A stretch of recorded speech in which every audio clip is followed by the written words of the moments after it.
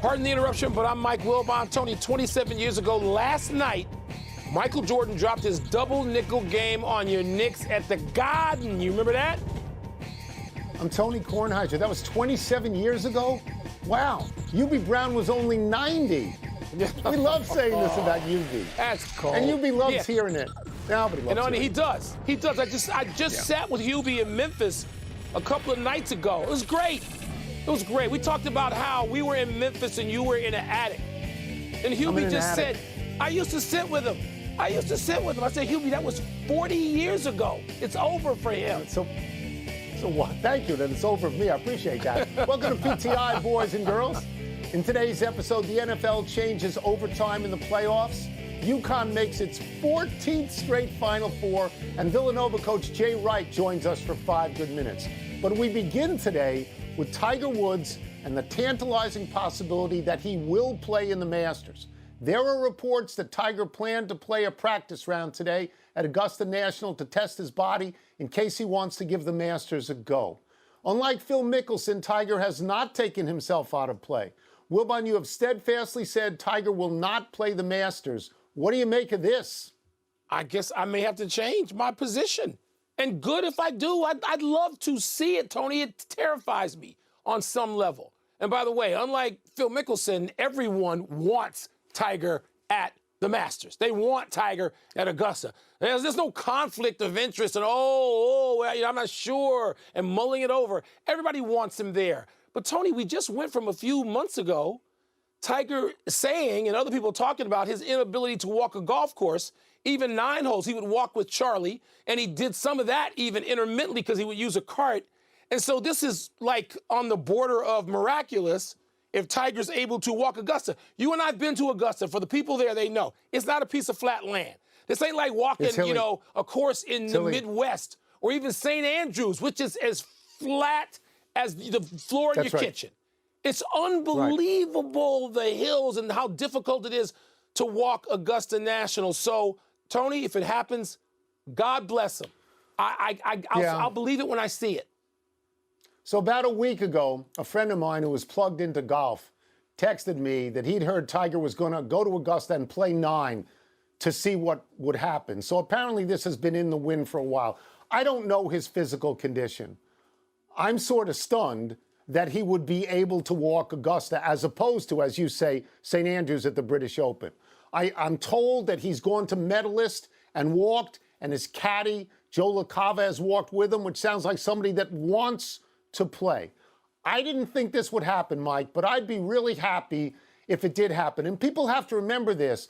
There's no deadline. Tiger doesn't have to tell them tomorrow or Saturday that he's going to play. This isn't the PGA Tour. This isn't the U.S. Open. This is the Masters. And they make whatever rules they want to make. You think they'd be happy having him play? Because I do. I think they'd love to have him play. Let me ask you something.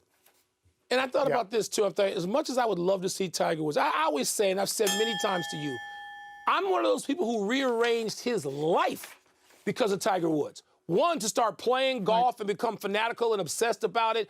2, to lie to people on Saturdays and Sundays for 20 years to say, I got to work. I can't come to your picnic, your fundraiser, your wedding, your funeral. I can't do any of that because I was going to watch Tiger Woods, so I would lie to do whatever I could to watch him. But now, aren't you nervous about this? Don't you worry that he could go out there and be physically unable to shoot 90? Yes. Yes. But let me say this. There's an old saying that the journey of 1,000 miles begins with a single step. If he played 18, I wouldn't care what he shot. I wouldn't care if he left after 18. I'd be so thrilled to see him out there. That's how I feel. I'm with you. I'd be thrilled, but also nervous, terrified. I mean, watching like this the whole time. Let's move to college basketball. And UConn making its 14th straight Final Four. Gino Auriemma's team was close to eliminating number 1 seed NC State in overtime until the Wolfpack's Jakia Brown-Turner hit an amazing 3 out of the corner to push it to a second OT. UConn pulled away finally behind 27 points from the recently recuperated and amazing Paige Beckers. Tone, UConn is a 2 seed joining 3 1s, Stanford, Louisville, South Carolina, in the Final Four. Do you consider Geno and the Huskies closer to a favorite or a long shot? I think this will surprise you, what I'm going to say. Fortunately, I watched that game. I landed on it with about 5 minutes to go in regulation, and it was either tied or a one-point game, and I said, I'll stick with this. I stuck with it to the end of regulation, the end of the first overtime, and that was an unbelievable shot from the deep right corner, and the end of the game. Okay? I could not take my eyes off that particular game, and I had two questions as the game was unfolding. One was for Geno Auriemma, and that was, did you think about fouling? You're up 3 at the end of the first overtime. It's late. Did you think about fouling and sending somebody to the line for 2? But at least on the last play, the woman in the backcourt is so far back handling the ball that if you run at her, she's going to get the contact and shoot, and she's going to get 3. She makes a fabulous pass to the corner, and as you say, there's an amazing shot. The other question I had was for the North Carolina State coach, and it was this. Why aren't you double-teaming Paige Beckers? She's killing you. Yes. She scored 15 points in the overtime, 15 out of 27. You can't let her get the ball. You can't let her dribble free. What are you watching? So I got really worked up about that thing. To answer the overarching question, Mike, do I think they're closer to a favorite or something else? South Carolina beat them by 16 in a regular season. Yeah. They're not the favorite. South Carolina is the favorite. South Carolina and Stanford are better than UConn. Look, now you watched half a game. I watched every possession of that game from the tip. And I have watched more women's college basketball this season than men's college basketball. And so I watched a lot of Iowa. I watched a lot of South Carolina. And I've seen a little bit of Stanford here and there. They're just better than UConn, but it's UConn. And as somebody said after the game, one of the UConn players, you know what I know we got that they don't have? We got Paige Beckers. And it's that's right. Yes, that's right. I saw that. That's what it feels like right now in women's college basketball. You feel like you've got LeBron or you got Kobe or you got Michael Jordan. You got the ace. And so you're not going to count out UConn. But UConn is not, I don't think, Tony, from what I've seen, I don't think UConn's as good as Stanford, the defending champ, or South Carolina. What are they, the champs once removed? I think those two you got to rank ahead. They get Stanford, and if they beat Stanford, they get South Carolina. The NFL has changed its overtime rule so that each team is now guaranteed 1 possession in postseason overtime. Had that been in place last season, the Bills would have gotten the ball back against Kansas City after Kansas City's overtime touchdown. Wilbon, are you okay with this change and the fact that it's limited only to postseason games? I'm okay with it. I'm okay with it. Do I need it? No. Do I think it was necessary? No. Do I think it was lazy on the part of the NFL to get pushed around by the influencers who don't want to see defense? And the NFL pretty much legislated defense out of the game over the last 25 years anyway. But am I okay with it? I am. Am I wild about it? Another move to just give quarterbacks the ball and let them go up and down the field and then spend the entire offseason talking about how great they are and how much guaranteed money they should get. When they don't get hit, if you breathe on them too hard, particularly the golden boy, it's 15 yards for you and they'll send you to a penalty box. So am I thrilled about it? No. Am I okay with it? Yeah. For different reasons, I will echo what you said. I am okay with it. I liked the rule that they had because football is half offense and half defense.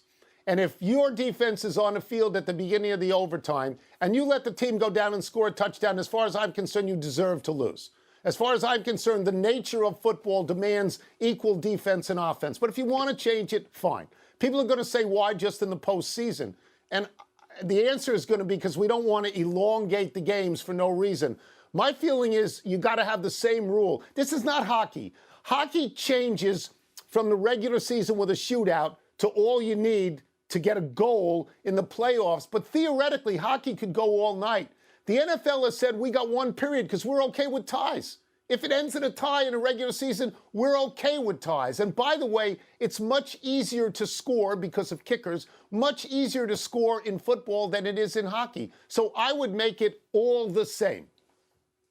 Yeah, all the same. I hear you. I wouldn't object to all the same, but you need something. First of all, you need the extra time, the extra 5 minutes. You need that in the postseason. I want to see a 15, and of course, it's not going to end in a tie in the postseason, so you play as long as you need to play.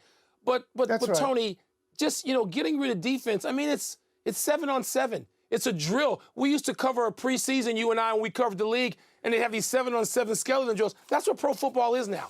You got one great corner if you can get him. You get one great safety who can't hit anybody. A guy like Ronnie Lott, maybe the greatest safety of all time, would just be shown the door. They would say, Ronnie, we know you're in the Hall of Fame. Just drop your jersey off and you keep walking because we don't want to see you in our game today. That makes me sad. It does. It makes me angry. All right. Coming up, what does Villanova do now after losing Justin Moore? We're going to ask head coach Jay Wright. And we're also going to ask him why he's not wearing the most beautiful suits of any coach in the NBA or college, any level. Jay Wright, the best dressed man. What's up? Huh? You are right. You're right.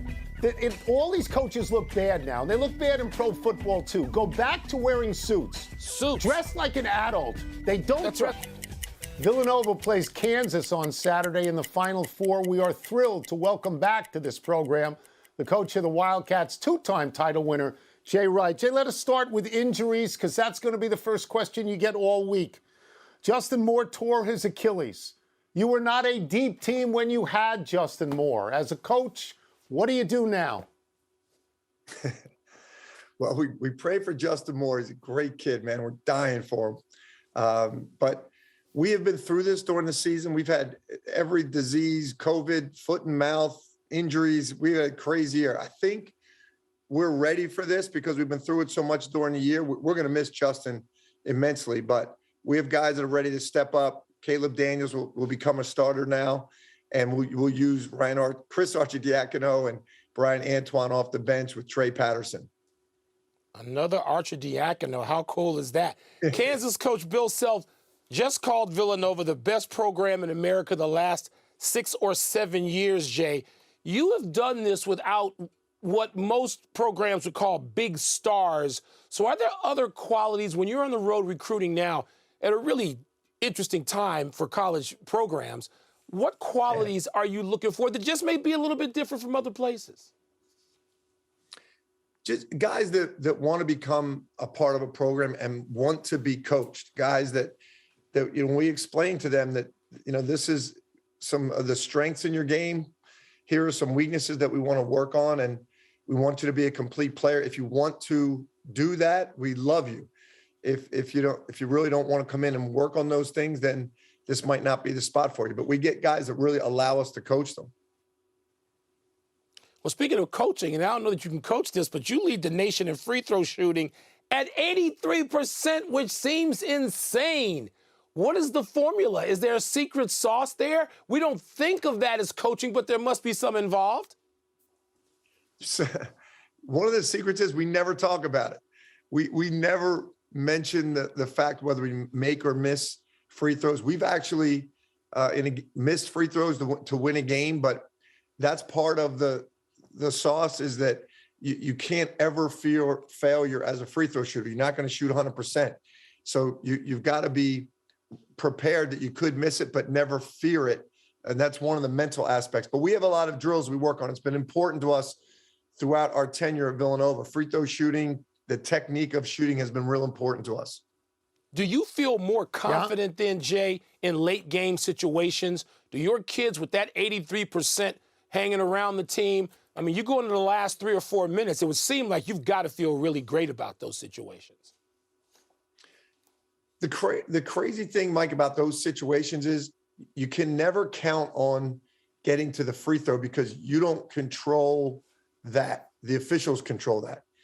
You can control whether you make the shot or not, but you can't say we're going to count on this because it's all based on how the officials call the game. So we never count on that. We count on the other things that we can control. I could be wrong, but I think the last game you were actually 15 for 15 from the line, which is pretty good. But I'll move off that and I'll move to Kansas. Kansas is a #1 seed. Kansas knows what it's doing. What particularly concerns you about Kansas, Jay? A lot of things, Tony, but #1, speed. They play as fast as anybody we've played against. And what's really interesting is they go up and down the floor really fast. There are teams that do that, but I don't think there's any teams that cut and play with the speed in the half court that they do. That's going to be a challenge for us. And it's something we can't simulate in practice. I'll get you out of here on this. And this is the best question that we got. You're the best dressed guy in basketball. Why did you ditch the suits? What are you doing? I actually like it this way, man. It's comfortable. The dry cleaning was killing me. You with the nice suit, you're in a huddle, guys are sweating on top of you. You look at your suit, you have wet sweat marks. Like this is how we coach. This is how we practice. I'm really comfortable that way. I'm getting a lot of grief from our alumni. Even our president loves me to wear suits. I think he's joking with me because he hasn't really demanded I wear a suit yet. The haberdashers I'm just telling you this, Philly Jay. are upset. Oh my goodness. Wilbon spends about 50 grand every few months on clothes, and he thinks you're great as a dresser, and you're killing it by wearing sweatsuits. Number one. Thank you for joining us, though. Thank you. Great to be with you guys. Let's take one last break. Still to come. The Saints move Taysom Hill out of the quarterback rotation. What now? And how are the Grizzles now 18-2 without Ja? 18-2. So, Are you would kidding say me? Jay's the best dressed guy in basketball, right? Jay He's is the best dressed guy. He is taking over the map.